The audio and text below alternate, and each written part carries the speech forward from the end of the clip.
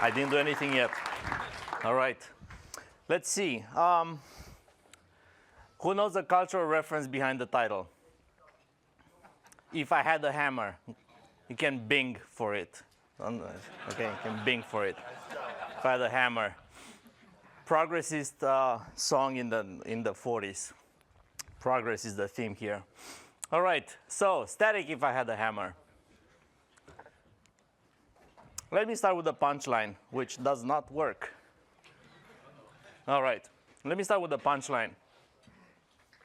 Trees, they're good, produce oxygen.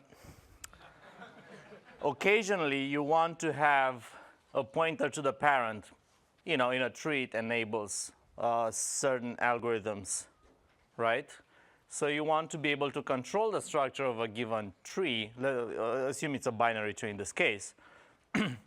We want to be able to control the structure and enable certain algorithms and capabilities depending on whether I want to pay the price of storing a pointer to the parent or not. It can be done in today's C++ with a lot of aggravation. The proposal would allow code like this to work. Union class with parent, no, comma, yes. Why didn't I say yes, no? Yeah, so no is 0, right? Nice touch, Andrei. All right. You still got it. All right. And then we say, well, let me define a tree which takes with parent as an additional generic parameter. And depending on that, it's going to add some layout, add some data. So we have left child, right child, and we have an optional parent present. We have the payload, of course, and everything. So this will be the state of the tree, and I can get very fine-grained control over the layout of the data in the tree. And then I can have a lot of stuff going on in that tree, and a lot of it can be actually guarded by the static if. If you instantiate a tree with parent yes, as in this case, what's going to happen is you're going to get a tree with parents. A lot of extra functionality is going to be automatically enabled. Policy-based design at its very best. If you instantiate with no, those are going to simply disappear. So this code here is not even going to be looked at by the compiler. It's going to simply vanish, right? Interesting. Another motivating example, rotate, which Bjarne mentioned yesterday. I think it's one of the nicest algorithms there is. I think it was Stepanov himself who figured it can be done with forward iterators only, that you don't need backward iteration or random access, which I think is a nice result. And rotate works on forward iterators. And with the proposal that I'm going to talk about today, you can actually say, well, rotate works if it is actually a forward iterator. So you get to qualify any declaration with a constraint that says under which conditions the declaration stands, right? I'm going to get into more detail about this. But as far as the punchline, this is where we're going with this. So the idea here is, let me actually walk through today's agenda. First, I'm going to discuss a bit more motivation. I hope I've already kind of piqued interest. We're going to discuss the static if declaration, then template constraints, and a few words about implementation issues, after which I'm going to conclude. All right, so a lot of code today in C++ is introspection driven. You look at the properties of a type, and you do something interesting. Or you do an optimization, or you make a decision based on that. And we have a lot of acknowledgement and encouragement of these emerging techniques in C++ already, in C++ 11, by the means of traits, the traits header. The traits header is very interesting because it includes stuff that cannot be implemented in C++. It looks like a regular template, but it cannot be implemented in C++. it requires compiler magic. Examples include has trivial constructor, has no throw constructor, has no throw assignment, and so on and so forth.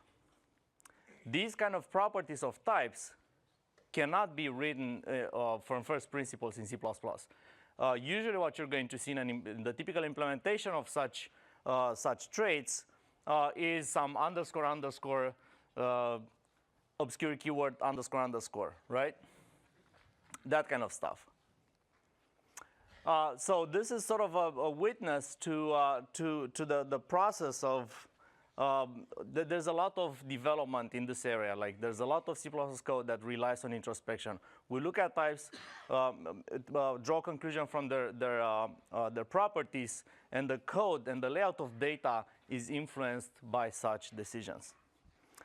All right. Then we have the recursive templates motivation.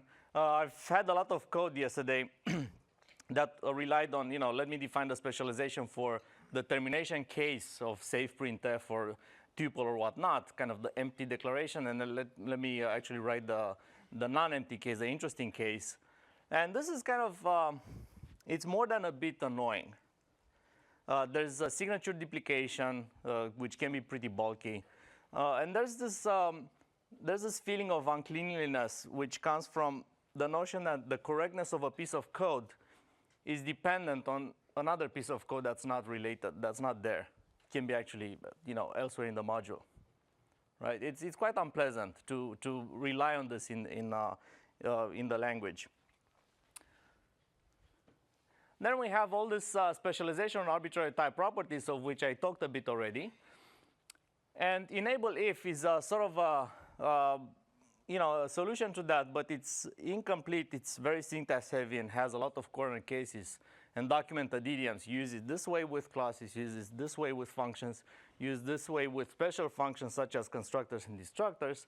It's just it's just one complication on top of another. My strong belief is that constraint templates are too important a thing to leave it to a hack. Too important. There's difficulty in defining policy-based designs. Just contemplate for a second here. Just contemplate how difficult it would be to do this otherwise. You would essentially need to specialize the whole tree class, so you end up having two bodies of code, and maybe you're one of the smart ones, and you use inheritance among them. So you hijack a language feature that was not, the tree is not supposed to inherit the tree without pointer to parent. It's not a natural relationship, right? So it forces you into a sort of an entire culture of tricks that have nothing to do with the original intent of the feature, and just for the sake of doing something. Look at it's so simple. It's such a simple thing to want, right? And it's kind of I'm very annoyed by the fact that in C++ we have developed this culture of saying, oh my God, I can do X. But there's sort of an internal joke, because essentially X is a very simple thing. It's just very complicated to do in C++ in particular, right? Like, modern C++ design does only simple things. And yet, they're so difficult to do that essentially unwillingly, people say, oh, so Andrei is the guy who has these template tricks with no good benefit, Actually, I think everything is justified. It's just unduly complicated sometimes. All right. Okay, this remote. Last but not least, definitely, there's a lot of opportunistic optimizations depending on type properties. So you're in a function that does some copying of data. And if the data has a trivial constructor, maybe you want to do a memcopy. And Chandler's compiler is going to tell you, if you call memcopy the right way, it's going to say, hey, memcopy, you got to multiply with size of there, right there. So you may want to, whenever you code, opportunistically kind of make a decision depending on the property of a type and write code that otherwise would not even compile. All right, now, the converse would be, why not static if? would you, whenever you have an if to write in your code, would you stop and define a new function? Probably not, right? It's a very fundamental thing to want. Condition. Static if would make advanced library very easy to implement and debug, easy to implement and use, to understand and use. And simple problems, again, should have simple solutions. I want to define a function that works only with numbers. I want to define an algorithm that works only with forward iterators. I can choose whether the tree has parent pointers, as we just discussed, right? These are simple demands, and they should have correspondingly simple incarnations in code. Just to sort of brush a little bush out of the way here, a little pothole. When we talk about conditional compilation, so this keyword is going to come a few times, right? Conditional compilation. Whenever we talk about conditional compilation, pound-if comes to mind, right? Pound-if is not even close to what we're discussing here. So pound-if, the conditional compilation kind enabled by pound-if is completely inadequate for the kind of processing we're talking about it. Because pre-compilation occurs way before any semantic analysis. So the kind of symbols and expressions that the preprocessor is able to look at is a completely separate world, essentially. And it's, the preprocessor cannot operate on genuine C++ symbols at all. And we want to use actually arbitrary Boolean expressions in there. All right, so the basics go as follows. We introduce a new declaration, static if. It's a declaration that can occur wherever a declaration or a statement would be otherwise allowed. Such as you define int x semicolon, that's a declaration statement. And if, static if could occur at top level or inside the function.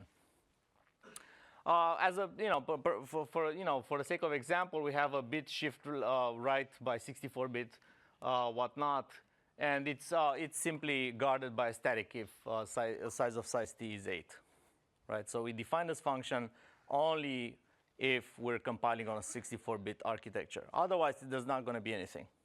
There's no declaration. Or we could talk about saying, well, I'm going to define bit shift right 64 for all architectures. It just so happens that inside that function, I decide to take sort of a native approach here or a conservative slow approach here, right? So in the first case, if it's a 64-bit machine, maybe I have a 64-bit primitive there, intrinsic of some sort. Otherwise, I'm going to do it by hand, again, with a loop or whatnot, right? Well, whatever the expression the static if tests must be a constant expression of if testable type. So whenever it could occur inside the static assert, the size of an array, so it's C++ very well defines very well what really a constant expression is. So it's an expression that must be evaluated during compilation. And with the advent of const_expr, the set of expressions that can be legally evaluated during compilation has grown to highly non-trivial sizes, right? An interesting detail, the braces do not introduce a scope. So you see those braces there? Here, here, here, here, right? So the braces do not introduce, they are for grouping, not scoping. What do you do if you want a scope? You double the braces, right? You write static if brace brace. Because otherwise, I mean, let's imagine we decided that the braces do introduce a scope. Then it would be kind of useless because I define this function, but it's not visible outside at all. So it would be sort of an exercise in futility to say, oh, so I'm going to introduce a scope here. So yeah, so then what do? You play inside that little playground there, and then you're out of the scope. So essentially, it's very good to have that. However, here you might have some, legitimate need to say, I want to define a scope here and another scope here because maybe I have some duplicate declarations or whatnot, right? So in that case, maybe you want to actually double the braces here. It's a rare but non-zero situation. No, you know, I've seen it happening. All right. So, interesting detail, there's no need for a static else. By the way, I should have inserted the absolutely obligatory joke of, you know, overusing static and whatnot. Probably should have called delete. Delete if. How about that, right? Delete if would have been interesting, but you know, since static if sounds so much better, how about using static? Fortunately, there's no need for static else, so already we're 50% ahead, right? So it saves 50% of the cost here because actually using sheer else is going to work properly. One simple question, what happens when you use together the likes of if and static if? So what if you have static if and then else and whatnot? The same old rules apply. Else matches the last if or static if, right? It's very simple. There's no problem there. All right, and here's the interesting part which I'm going to discuss towards the end of this talk. There's no static, the code on the failing branch is tokenized and stored, but not compiled, not truly compiled. This situation is very similar to uninstantiated templates that may contain semantic errors of certain categories, but the compiler essentially ignores them, reads them, stores them, remembers them, but ignores them if never instantiated.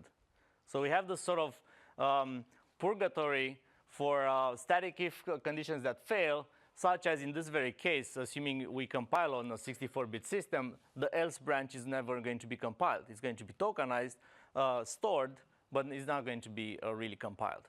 It's never going to be used. This is great because remember, I mean, I'm sure all of us have this frustration. Like if you remove static here, and you do something that would not otherwise compile on the other system, right? The compiler is really, even though you have a constant condition here, the compiler is really adamant about being able to compile both branches of the if, even though it clearly takes only one, right? Okay. Example number 1.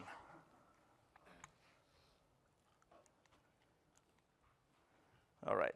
Example number 1. Let's say we want to define a sort of a container class. And I intently use 2 static ifs in here. So we have a trait that says debug mode. I can specialize the trait any way I want. I can say debug mode for int is false, but debug mode for widget is true, right? So depending on the debug mode, I define some debug iterators or some fast iterators. Even more so, inside this loop here, inside the debug mode here, well, if the type is constant, then I may make different decisions because in that case, probably const iterator and iterator are really the same thing. So I'm just using a type def there. And otherwise, I'm going to define the elaborate iterator. So we have nested static ifs here. And what I want is for you to contemplate how difficult it would be to you to sit down and code by hand specializations for all of the possibilities that are out there, right? All the 4 bits that happen, right? And this is, it fits on a slide. It's extremely simple. And it's extremely easy for anyone to figure out what's going on. Oh, so if I'm debugging this value, then good, I'm going to look here. It's like an if. I mean, come on, right? Very simple. Again, it shines best when you think of the difficulty of doing such structural manipulation in the absence of this simple device. Even better, an idea that I had this morning was to get pair right, which would go as follows. IsEmpty is already available in traits. In STD, is empty. It's in the traits header.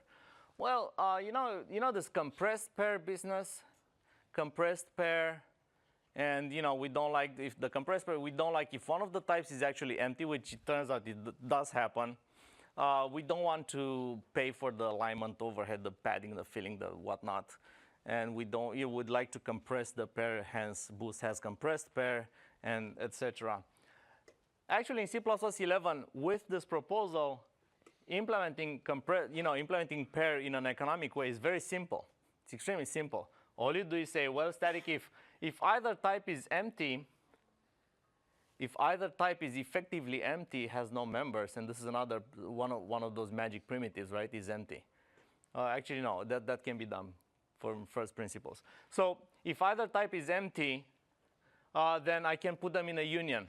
I allocate them at the same address.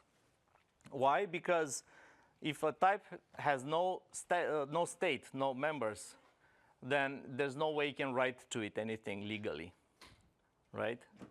It's legally unwritable. It's untouchable, right? It's a pariah.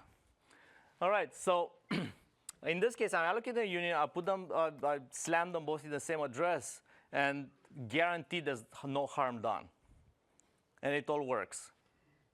Beautiful. No more tricks, no more compressed pair, no more, And the most interesting part here is that you see this dot, dot, dot here at the end. This dot, dot, dot, which actually is the literary dot, dot, dot. If you look very carefully, you'll see that it is in a, I swear it's in a different font. You'll see, so this is ever since yesterday's talk, dot, dot, dot I treat it differently. It's a big item on my agenda. All right, so then you can proceed and implement. Actually, pair has a lot of little methods, constructors, assignment, move constructors, move assignment. You name it, it's in pair, right? So very nice. With one implementation, we have everything. Oh, I forgot to mention. I said it can be done in C++11 with this proposal because union in C++11 has been relaxed sufficiently for us to be able to do so, even if T and U have constructors, right? Okay. Remember my talk of yesterday? People came to me, they said, Andrei, I kind of liked your talk, but I didn't understand a thing. Which is, this is like the purest form of a compliment. I mean, if you don't even understand, but you like it, I mean, there's got to be something there. All right. So, tuple. Remember we had tuple yesterday, and we had this tuple. We had the specialization for empty tuples. We had the, it was a sort of a white line there, because whenever I said the empty tuple doesn't have anything interesting, it still has. It has constructors with allocators. It has all of these. It goes through the motions of doing stuff, even though it has no state. It does go through the motions, right? It has a lot of little functions that do nothing. The do nothing constructor that takes an allocator, the do nothing copy constructor, that's okay, that's implicit, all that good stuff. Well, in this approach, you just say, well, if size of this is greater than 0, then I'm going to allocate stuff, and else I'm not going to allocate anything, and the rest of it is unchanged. It's shared. Very nice. I love that you can very easily manipulate layout, which is very difficult otherwise in C++, conditionally depending on whatever you feel like testing about the type. It's introspection at its very best, right? Okay. Let me show you something even more interesting. An initialized fill. It's a standard function that takes a chunk of memory represented by 2 iterators.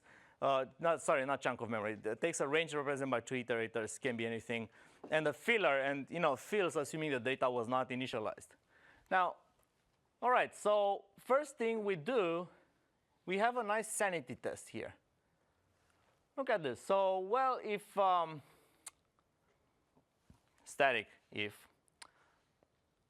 the type of the iterator, the category of the iterator is the same as a random iterator, aka the iterator is actually a random iterator, then I can compare the two limits of the range for inequality. I can actually assert on that. I can insert a little check that tells me that this is a sane call. I couldn't do this if it were a forward iterator, for example. There's no less than or equal to for forward iterators and inferior, right? There is for random access iterator only, including pointers and such. So we have this nice little test here, and I plop on assert in there. But then I get I get cocky here because I say, well, does it have a trivial copy constructor? If it does, then fill and uninitialized fill is the same thing. Whether the data was initialized or not, it doesn't matter, because an int, if you want to write to it, you don't need to destroy whatever it was there because it was just bits. Trivial, right? Trivial means bits, right? So in that case, I'm going to simply forward to my highly optimized implementation of fill, which is quite a trick. You know, we've spent a lot of time at Facebook figuring out what's the fastest way of filling memory. It's not easy, actually. As bizarre as this might seem. This is like really the Neanderthal of computer science epoch, whatever. People are going to look like 200 years from now, they're going to look like at us, they're going to be, oh my goodness. All right. Otherwise, the type must be treated with care.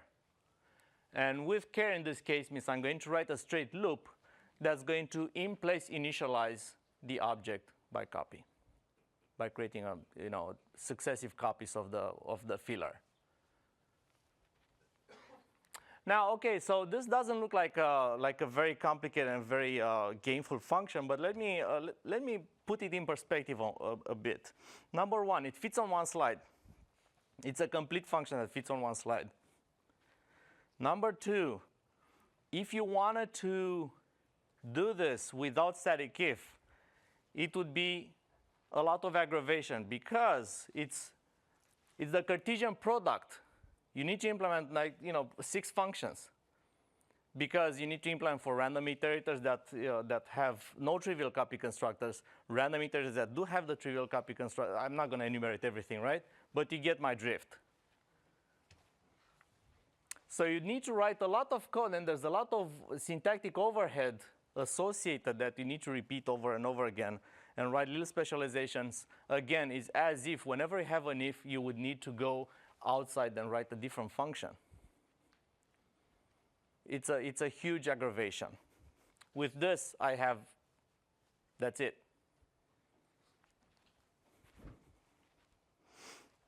Let me talk a bit about template constraints, which are akin to static if. They don't use static anymore because it's not needed anymore. And they enable very interesting things. And let's begin that by becoming a bit indignant about uninitialized field. There's an insufficiency about uninitialized field that we just defined because uninitialized field accepts anything. Let me get back a bit. So uninitialized field takes it b, it e, and const t on x, right? There's no relationship that's expressed between, there's no constraint on it. We know it must be an iterator, but it's sort of an implied assumption. And there's no relationship, even more interesting, there's no relationship between t and it. What would be that relationship? Well, it's sort of like I could initialize an object of the type that's referred to by the iterator from a t. So we have this sort of, it's not only a constraint on the specific types, it's a constraint on the relationship between the types. So it's a relation that we need, so it's that it is an iterator and it's also that t converts to star it, whatever that is. This is a known fact. Templates have the tendency of biting off more than they can chew. So uninitialized field accepts a lot of arguments, but then kind of says, oh, I accepted this, but I can't compile it because there's the syntax error inside my implementation. Therefore, any instantiation errors that you're going to have, even though it's your fault in a way as a user of that function, are going to point to syntax error inside the body of uninitialized field. Static assert, planning on static assert inside may help, but it doesn't help you actually fix the problem. It helps to diagnose the problem. All right, there is a solution to this, which we propose in the form of a constraint on the declaration. So we say, well, template of class it and class t, declaration, wait, if condition. What we have here is a constraint on the template that very interestingly imposes a constraint on it, it. It must be a forward iterator. This is a sort of a hypothetical. It's not in the standard yet. So is forward iterator, it's a very useful thing to have. It's not there yet. So we assume it exists. It's very simple to define. So is forward iterator is true, value is true, and is convertible T and the type of star B. Where does B come from? We just saw it on the line before. It's the name of one of the arguments of the parameters of an initialized field. But wait, we can do that. Right? We can do that. There is a template called enable if, which is sort of designed for maximum annoyance because you need to put type name in front of it. So first you need to put this type name. This type name drives me mad because I always forget it, and then the compiler is, I'm not using Clang yet, therefore the compiler is not terribly helpful in telling me what the issue is. So type name enable if is forward iterator and is convertible, and here I gotta take the traits of the iterator and take the value type because I don't have access to this wonderful guy B. I can say decal type star B, right? So even more verbose. And one very annoying factor here is that, for the life of me, I never know how to indent and align these guys to make sense. I swear to God, and this is simple because it fits on slides, but real code, it's not supposed to fit on slides. It's bulkier. And it gets always bulkier and bulkier. And these appendixes here are taking me to the grave. It's just so annoying. All right. So compare with this, and I believe it's too important and too ubiquitous a thing to leave it to a noisy hack. My very strong opinion is that exceedingly few templates must have no constraints.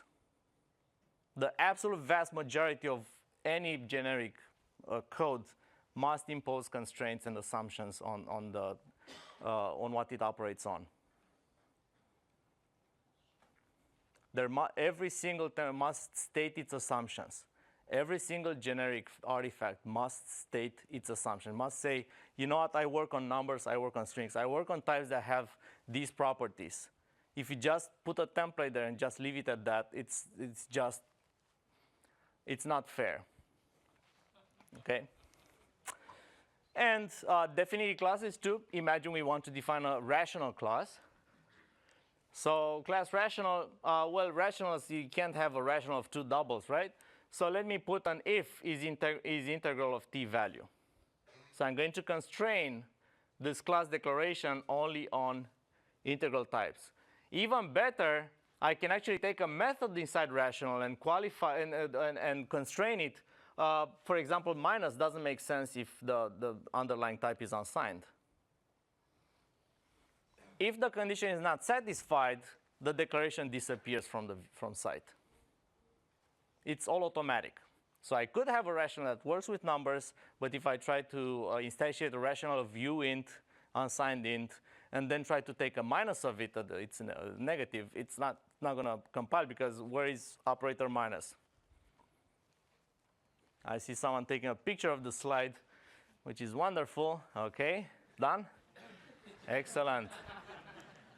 Don't take a picture of me, though. I think the slide is much better. Okay. So the aftermath is that the constraint sees the symbols in the declaration. This is important. This is important for two reasons. Reason number one, so remember this thing here, decal type of star B. So we can actually say it's convertible, and I can actually take B because it was just used here. It's very important for the constraint to see actually what the template uses, so it's essential. It's very convenient too because you can actually take the type of things, and actually it's much simpler to manipulate expressions that way if you have access to all the symbols in the declaration. All right. Definitionless declarations may also be constrained. So for example, you could say template of class T, class rational if blah, blah, blah, semicolon. And that's an incomplete declaration. It's not a definition, it's just a declaration. And that would work too. Constraint is not part of the signature. So this is actually simpler than one might think. When I say signature, it's like, the signature of the function, you take an address, the pointer to the function, you take its address, it propagates, it goes with the type as a sort of an addendum to the type of the function. It doesn't have to, because simply, it's very simple. If the constraint is false, declaration disappears. So, it's always true if it exists.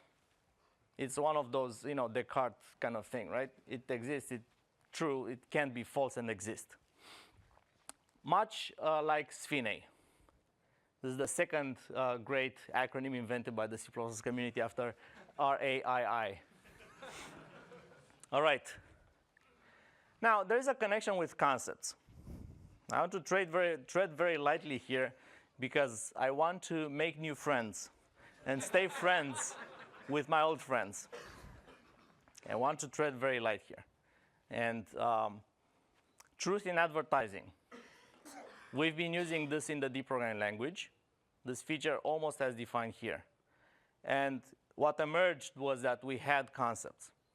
What emerged, grassroots, was we have concepts and we can actually use this facility as a lightweight concept system.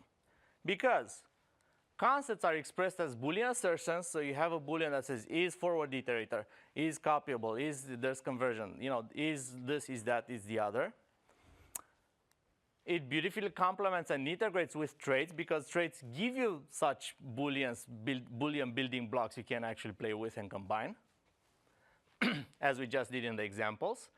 It makes concept definition as easy as writing Boolean axioms, which we all know how to do. We know how to write traits. It's a known, it's a known quantity. It's very simple. We can express constraints as relations between types, not only individual types. I think this is absolutely fundamental. I think this is a huge advantage that this system has over classic constants, because classic constants actually impose things over one type, whether here you can express constraints over any relation you want across all parameters in a parameterized system. Truth be told, there are constants that say, well, these two types are in this relation. Those are a bit more difficult to define than constraints here. Works with numbers too, not only types. Interesting example. Hash tables, when you have a hash table, it's nice to have a prime bucketing factor, right? It's nice to have a prime thing there, because otherwise there's going to be a agglomeration on the divisors of that number. So it's nice to have a prime number. And maybe you want to have a hash table that has a compile time bucketing number factor. It has the buffer size is a compile time constant. Maybe you want to enable the hash table to work only if that actual constant is a prime number. And maybe you want to prove that during compilation. So it's a property of the number, not a property of any type. It's not a concept. It's a mathematical fact. Similarly, if I want to build a random number generator based on linear congruential algebra, what I need to do is I have 3 parameters. I need to prove they're in a specific relationship. A, B, and M. A must be a multiple of 4. B must be, I forgot what relationship with A, and M must be, I forgot what relationship with both. It's an arithmetic thing. It's not trivial, but it's not difficult either. It's a relationship between 3 numbers. And I want to prove that during compilation that I have a good random number generator. So this is a relationship between numbers. It's not a relationship between types. It's not a property of any type, which means concepts are not going to help me there. I take that back, I'm sorry. Okay, I'm kidding. Concepts don't do that, right? Remember that. Okay. But, and here comes the truth in advertising part.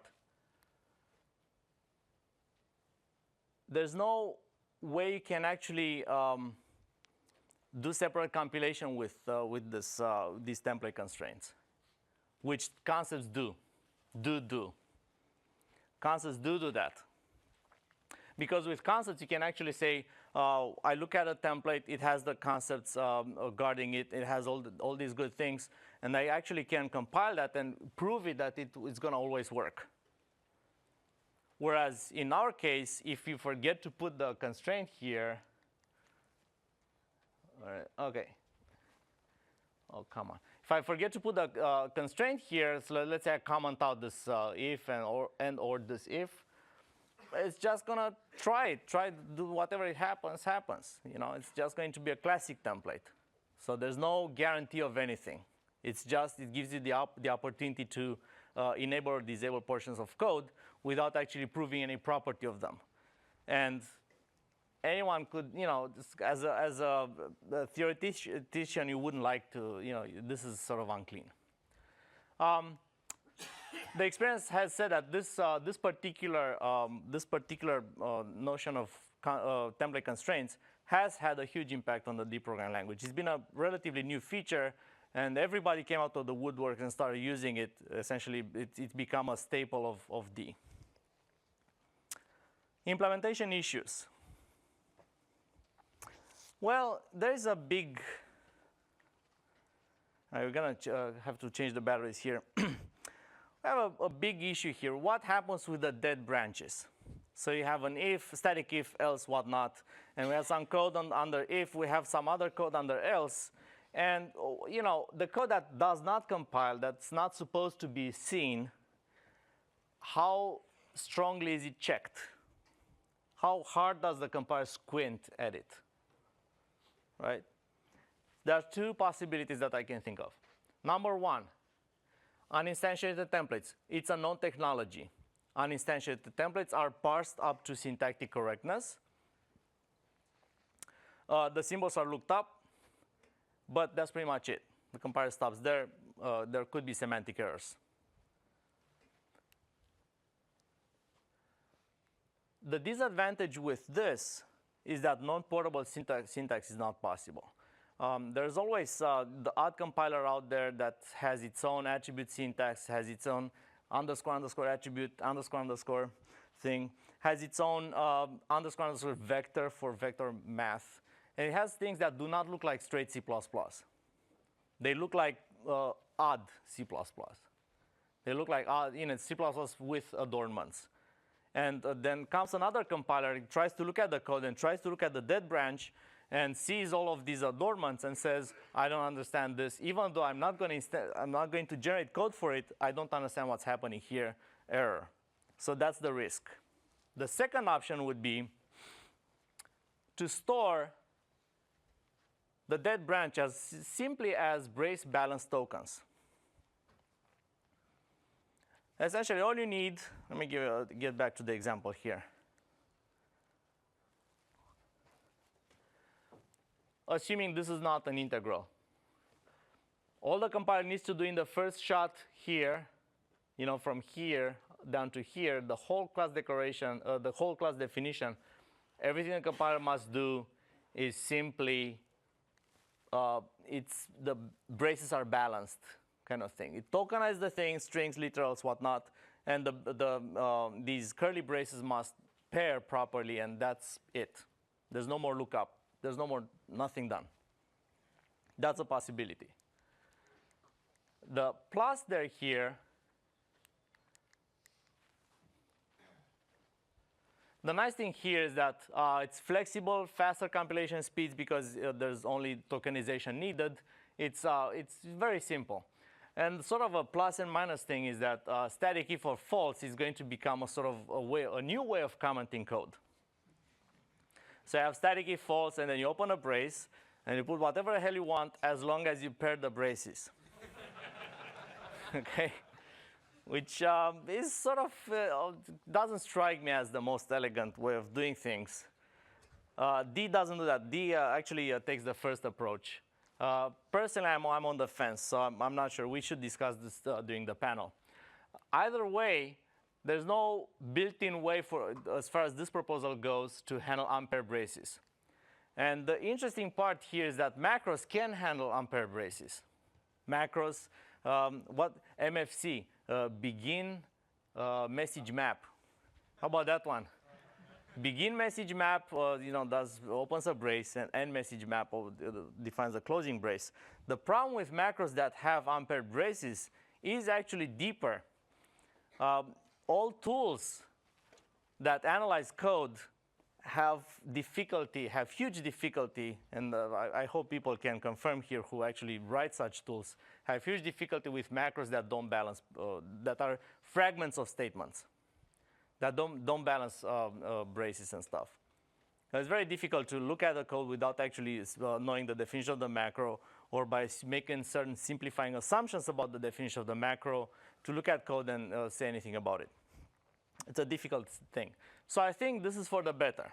I like entities that are, define full-fledged things. I don't like a macro that defines half a statement. As I said, we have used the D implementation as a starting point for this proposal. And it's been defined and implemented and used for a long time in D in the form of static if. So static if has been a long time presence in D. The template constraints appeared later in 2008. Static if has been there since 2005. So the template constraints appeared in 2008 and have enjoyed immediate success. So everybody understood them instantly, and users have loved them. Library writers love them. Everybody loved them and uses them. One nice thing about this proposal is that it's backwards compatible. It allows you to take some code that's all template code. Like imagine you have a chunk of template code, and you can slowly start on using constraints with it, therefore improving its the quality of error messages, its capabilities, and so on, simplifying the code. And as I said, it's very popular with both library writers and users of the language. So it's been a very positive experience. Credits go to the authors of this proposal. It's not really a fledged out proposal. It's a sketchy proposal, not much more than what I discussed just now. So we're looking at Walter Bright, who defined and implemented this facility for D. Herb Sutter, who, after we discussed for a long time during a conference, essentially somebody asked me during a panel, what do you think is the first thing lacking in C++? And I said static if. And then months later, Herb came to me and said, Andrei, I've been thinking of this. I've been losing sleep over this. I lost weight over this. I'm not feeling good over this. So you know what? Let's get this moving. So I'm very indebted to Herb for putting this in motion. All I did was to write the proposal. Walter Brown, not to be confused with Walter Bright, authored an independent, a distinct proposal. Essentially, we didn't know about each other. And Nelson Clark, who's the committee librarian who collects all the proposals, told us, hey, there is this guy who's had a proposal with the same title. And Herb and I and Walter were like, you know what? Let's both run and see what happens. And we both submitted, and then I exchanged email with Walter Brown and said, hey, how about we send each other's proposal now after the fact? And Walter was like, sure. And we sent each other, it's the same thing. His proposal is better argued, but it's more sketchy because, for example, it doesn't include template constraints, which I believe are very important. So there's a lot of alignment, and probably in the future, the four of us are going to merge our proposals into one. With this, it's about time to destroy the speaker. We have 10 minutes for questions. We got Charles. Where's Charles? Andrei, any thoughts about whether static if could somehow replace Herb's #1's preprocessor statement dream? It's a very appropriate question.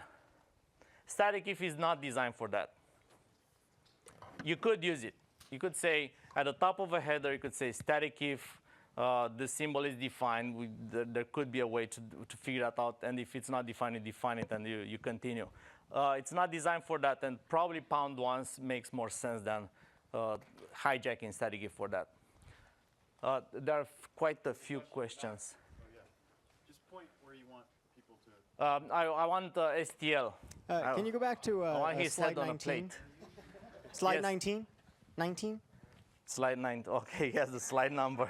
Yes. Okay, that doesn't bode well. Okay, number 1. You mentioned that you can't refer to lowercase b. Yes, you can. In C++11, there are trailing return types. You say with, auto and then arrow arrow. decal type. Yeah, and then you can refer to like decal type a deref b. So static Yes. if doesn't buy anything there. You just have to cram that on the right, which looks even weirder. I agree. Then can you go back to 18? This is just number 2. I only got And 3. in for the kill. Yeah. There we yeah. go. Hey, you asked for ritual speaker side. So I'm wondering, are you proposing sequence points for static if? Because imagine that you call an uninitialized fill with like 5 and 6. And so it is int. Yeah, you know, is forward iterators false, but then you try to say decal type deref b and you can't deref an int. Now that would work if you had sort of sequence points for static if, where as soon as something's false, then you don't even look at the second part. But all right, I assume that's sort of out of scope, and you would just have to do nested. I totally understand. So the Yes. question Well, is, actually, you couldn't even nest the template constraints because you only get the one shot. I think I understand the question, but let me know. I understand it at a level. I don't think we need to discuss in terms of sequence points as much as short circuit evaluation of Yeah, that. yeah, that's what I mean. Okay, thank you. Great. So the question was essentially, whenever you do such evaluation, do you rely on the short circuit? Because if the first guy fails, the question is what happens with the second? Is it looked at all or not? And I think there's actually quite a bit of discussion about this exact issue in D. And at this point, I think we got away without requiring short circuit. I think for C++, it would be actually better to do short circuit because you enter these weird cases. And you know, we kind of know how to do that because of SFINA. We're experienced with that.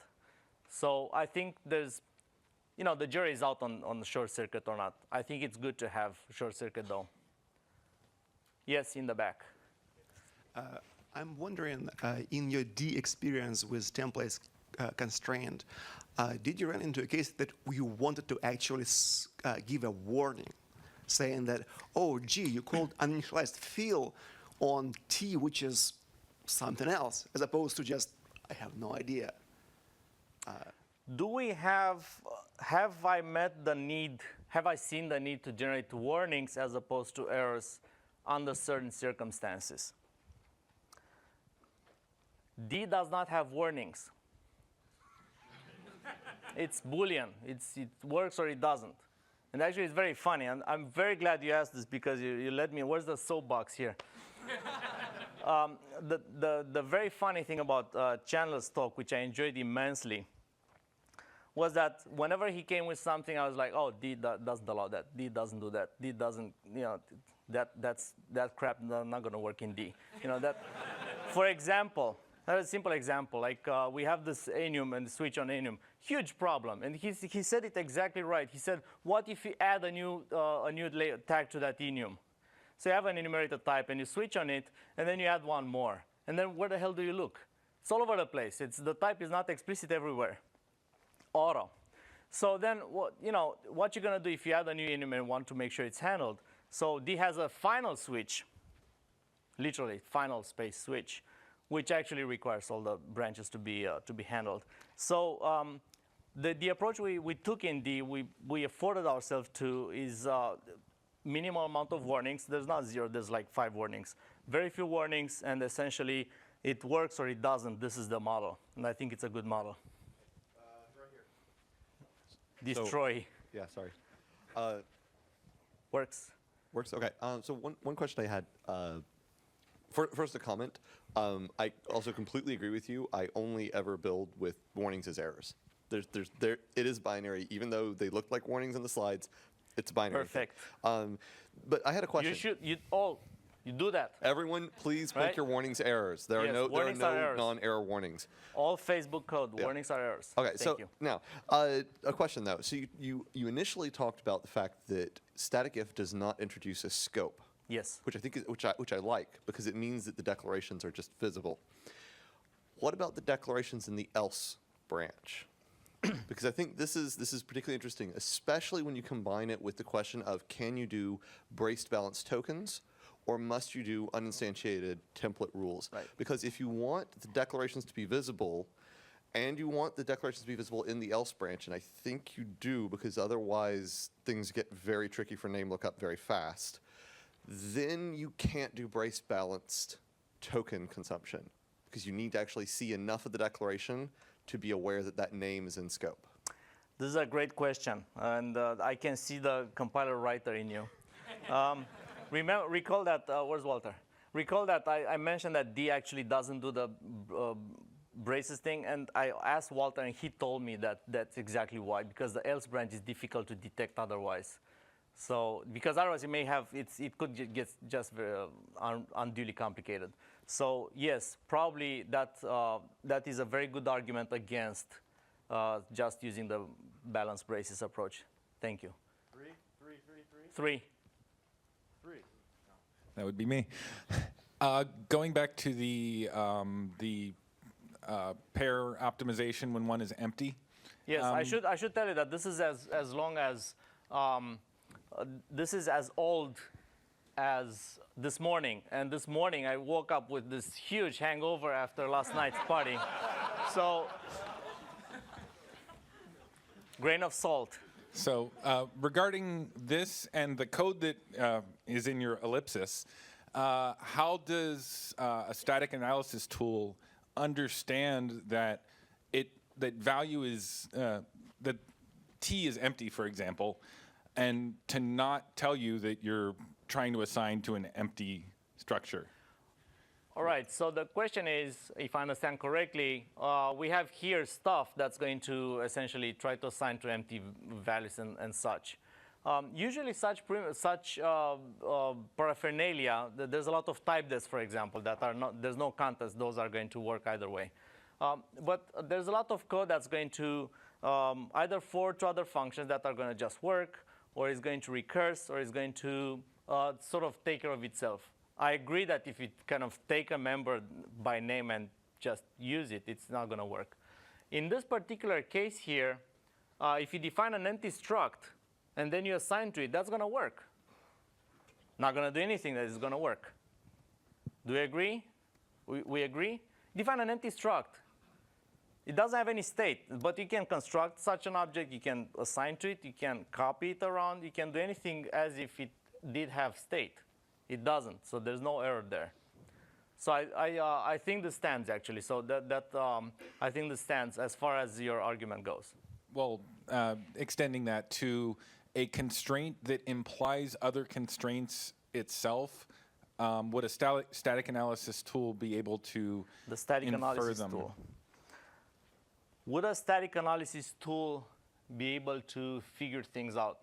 The static analysis tool would need to be able to evaluate such conditions. But then it would also have to have an implicit knowledge of what is empty really means. Like, is empty implies that it's constructible and movable and things like that. How deep does that knowledge have to get? Okay, so this actually is, essentially we have struct pair, and inside the struct pair we have a decision on the layout.